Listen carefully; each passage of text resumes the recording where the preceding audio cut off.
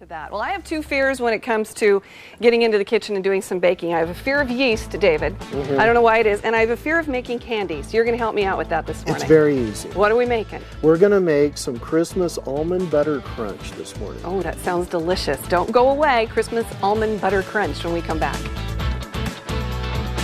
In the kitchen this morning with Chef David Ross, and I was explaining to David how I have a fear of yeast because I'm always afraid I'm going to kill it, and I have a fear of making candy. Yeah, because I'm always afraid of getting it too hard, too soft, all of that.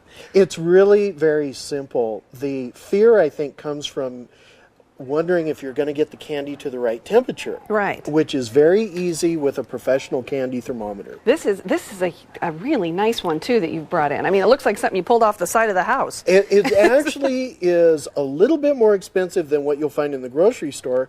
It'll last a lifetime, and it will give you specific temperature readings. So if your recipe, for in this case, says hard crack stage, once it gets to that stage, you're done. Does it actually say hard crack on there? It really does. It does. See, I could do this. So you can do any kind of candy if you have that. Okay. This is an important tool. Candies are different based on the different stages of the sugar getting heated up. Now, for the almond butter crunch, it's just butter, sugar, little water, and a little corn syrup. And the corn syrup helps it thicken and get hard. And we boil all of that down. It can take up to about 45 minutes.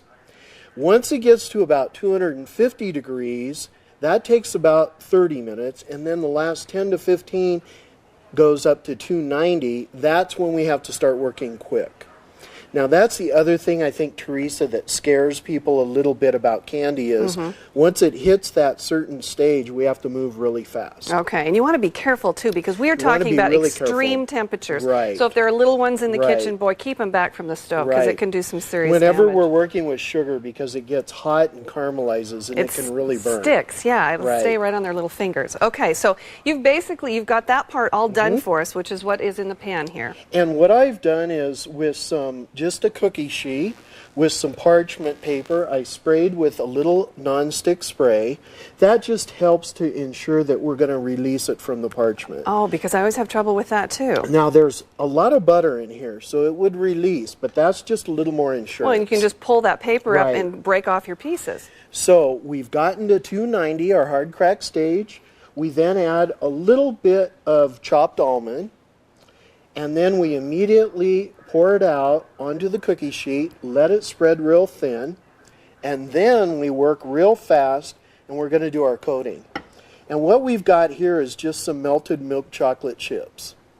If you don't want to do that over the stove, you can actually just sprinkle the chips on top of the hot sugar, and that will melt it. Can I use dark chocolate too? Because I'm a fiend for the dark chocolate. Teresa, white chocolate, any kind of chocolate you'd like. Now, if there is not anything more beautiful than that, I don't know what it would be. Well, I was thinking that. That's pretty. That is just beautiful liquid milk chocolate. No. That's a little bit thicker than what I would normally do. That would probably cover a full pan, wouldn't it? That would. Yeah. And that's just one bag of milk chocolate chips. Now, but you can never have too much chocolate. Oh, heavens no. not a problem. Now, we just sprinkle some more of the chopped almonds. And you're just using raw. You don't toast them? I don't. You could toast them in the oven for about 400 degrees, about 10 minutes.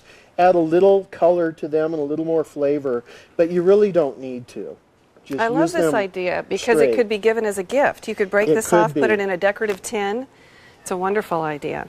Now, what this chocolate does is it actually acts like a glue to help these almonds stick.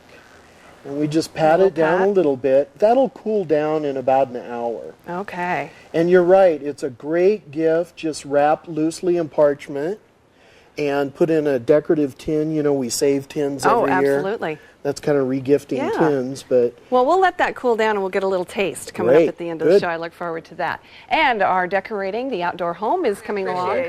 Oh, we've got our butter almond holiday piece. We're going to pull out the here. biggest piece of all. David's recipe at KXLY.com, and we'll see you tomorrow on Classy. Have a great day.